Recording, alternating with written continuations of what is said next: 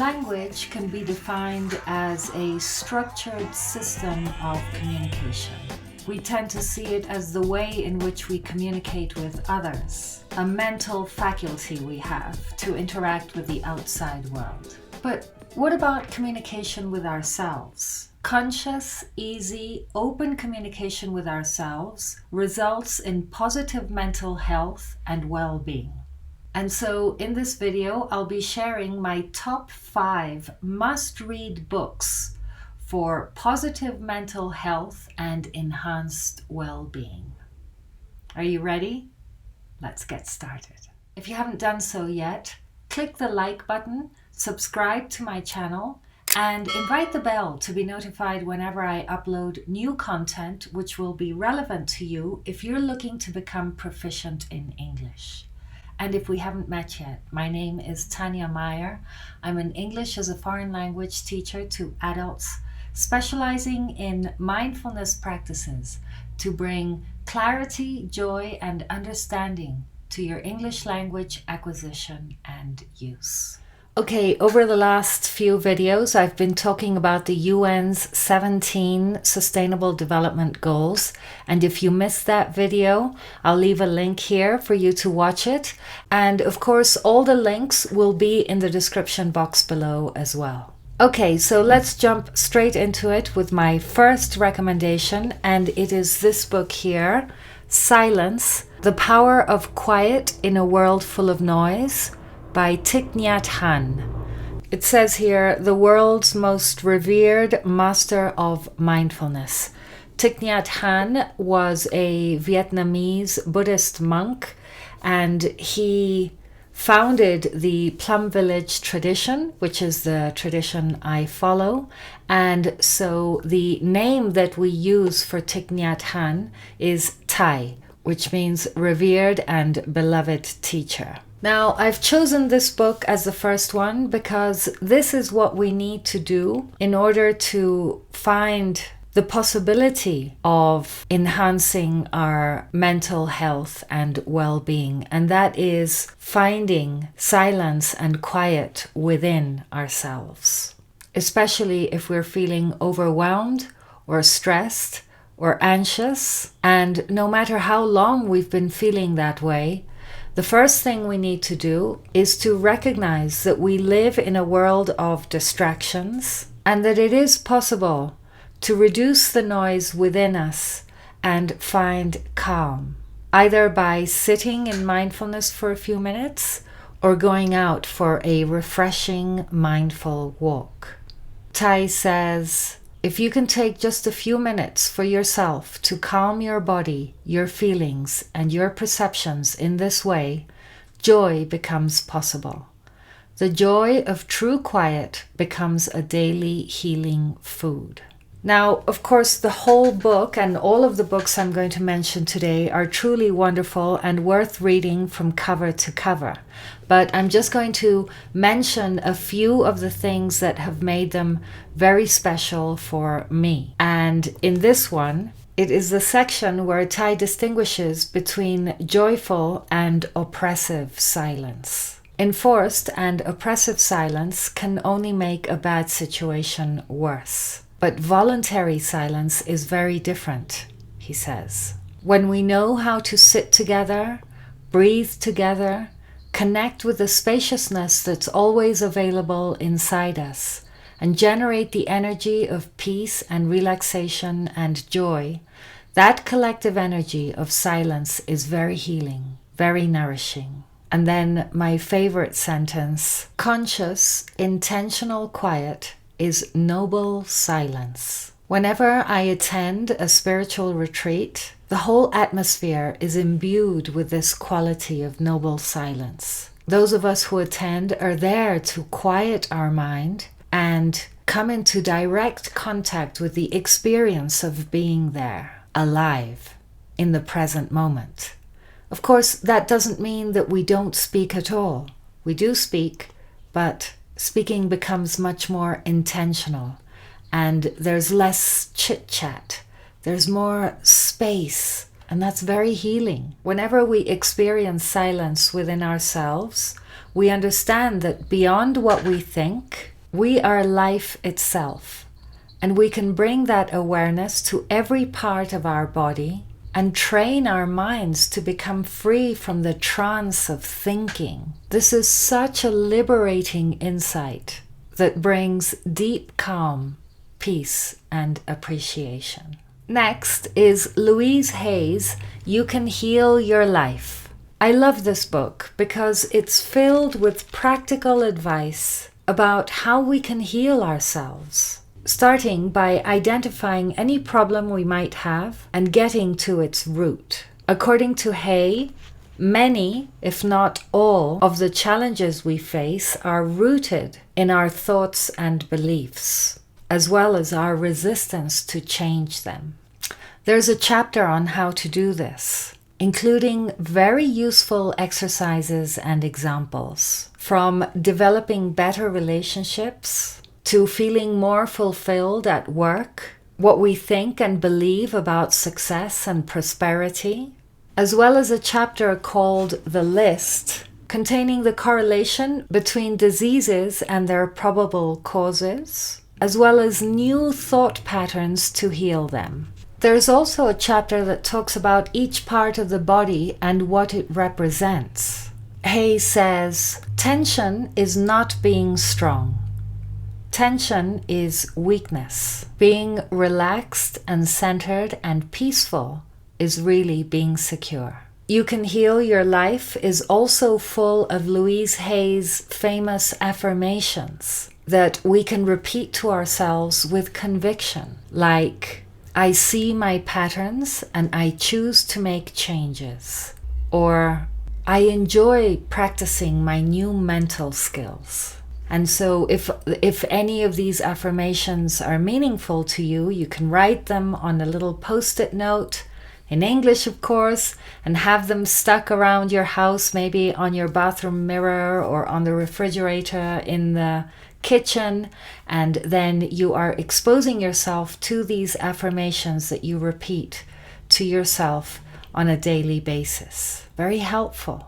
Is this resonating with you at all? Comment below if you have ever read any of these books. Silence by Thich Nhat Hanh or Louise Hay's You Can Heal Your Life. Okay, my next recommendation is also written by Thich Nhat Hanh.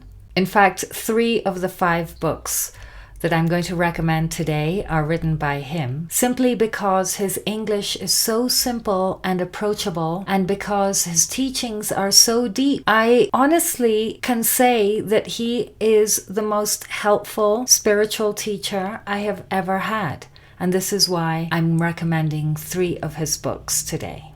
And it is this one, No Mud, No Lotus, The Art of Transforming Suffering. And it is a compilation of some of his main teachings. Happiness is not an individual matter. 5 practices for nurturing happiness. Looking deeply. The style is very approachable, not too dense, very easy to read, with lots of subtitles. Many of us invest a lot of time and energy running away from mental and physical pain and suffering. We don't like it, and we go out of our way to avoid it. But becoming familiar with our own suffering, learning to be accepting and compassionate towards ourselves, brings with it the ability to be accepting and compassionate towards others as well. Tai says, most people are afraid of suffering, but suffering is a kind of mud to help the lotus flower of happiness grow. There can be no lotus flower without the mud. We can learn to stop and recognize our discomfort as it arises, and to be accommodating enough to make room for it in that moment without rejecting, suppressing, repressing, or ignoring it. We can treat our discomfort as if it were a younger sibling, and we can address it directly. Oh, hello, my anger, my fear, my anxiety. I see you. I know you're there. Don't worry. I'm going to take very good care of you. Being able to do this has really changed my relationship with myself and with others.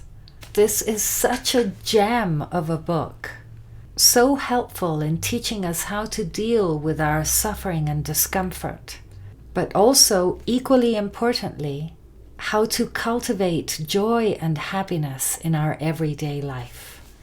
So don't let the title, The Art of Transforming Suffering, put you off. You know, suffering and happiness are two sides of the same coin. Next is Eckhart Tolle's The Power of Now. You know, all modern spiritual teachings point in the direction of bringing ourselves fully into the present moment. This idea of mind and body together can really transform our lives. What happens most of the time is that our body is physically wherever it is, but our mind is somewhere else. And so the practice of mindfulness, the practice of bringing our mind into our body, of incorporating our mind, is where the power of now lies. Because it is only now that we can address or change anything. Only now that is real.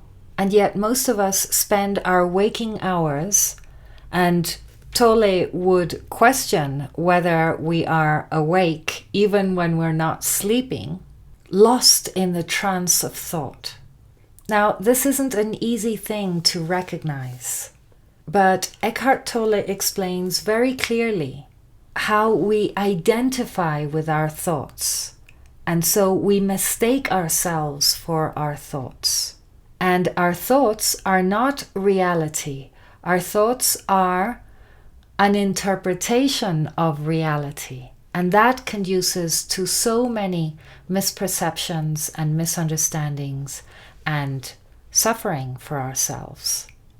So in this book, Eckhart differentiates between awareness and thinking in such a way that we're able to observe our thinking patterns instead of being caught up in them, and allowing ourselves to be governed by what we think instead of a clearer awareness of how things really are in the now.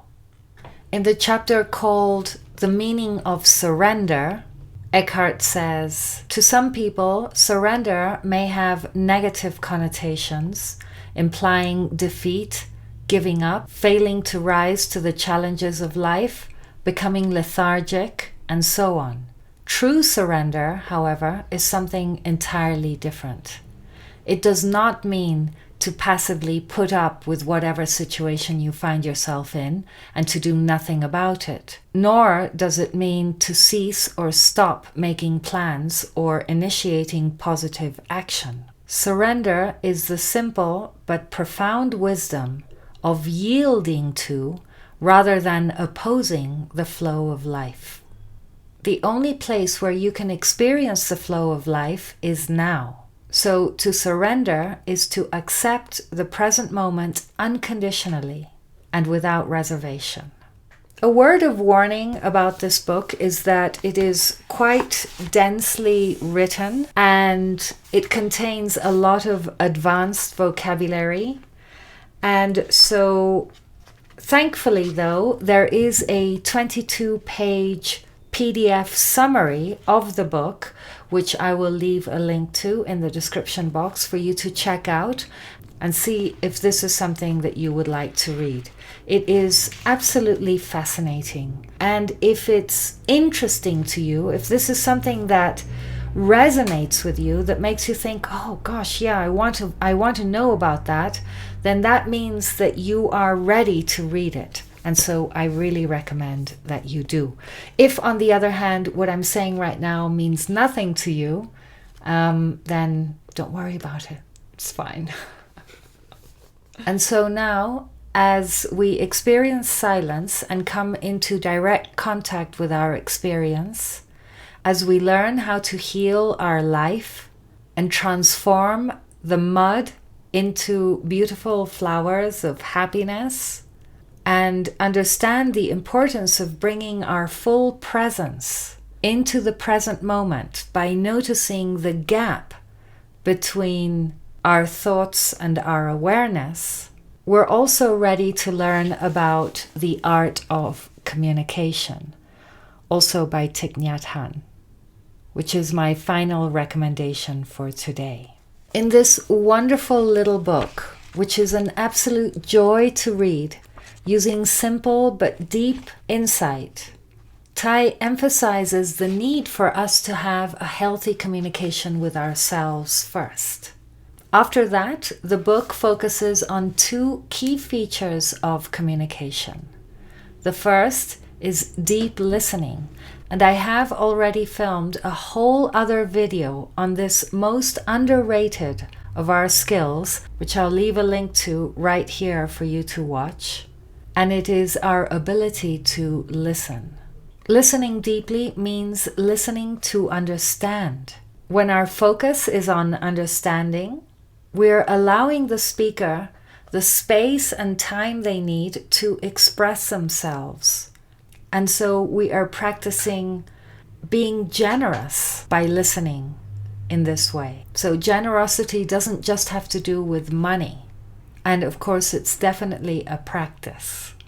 The second key feature of efficient communication is loving speech. That is, speaking in such a way that the other person can accept. That is a skill that we need to develop as well. Thay speaks about words as food and nourishment, and that we should use them to inspire openness and confidence in the other person. He also advises us what to do when we're angry. Spoiler alert, we do not speak when we are angry, because anger is not a lucid state of mind. So instead, when we recognize that we're angry, we learn to take care of our anger first. And there's an analogy that he uses, but I'm not sure it's in this book, that anger is as if our house were in flames, our house is burning down. And so what do? Do we run after the person who lit the fire, or do we deal with the fire first? I think the answer is pretty obvious there. I honestly cannot express how much these 5 books have helped me deal with the challenges of life so much more skillfully than I otherwise would have managed any difficult situation. And that's why I wanted to share them with you. Because in the words of Thay, if we are not well, if we are not stable and free from mental affliction, then how can we help? Reading books like these in English will not only help you improve your mental health and well-being, but it will also help you incorporate English at a deeper level, because transformation will be taking place beyond the intellect and the thinking mind. So I hope you enjoy them, and I'd love to hear your thoughts on my recommendations. Have you read any of these books? Let me know in the comments below. And if you want to take your progress with English into your own hands, also download my free guide, How to Revolutionize Your English, 8 Steps for Success, which I'll leave a link for in the description box below. And that's it from me for today. Remember to invite the bell to be notified when I upload a new video. And I'll see you then. Bye for now.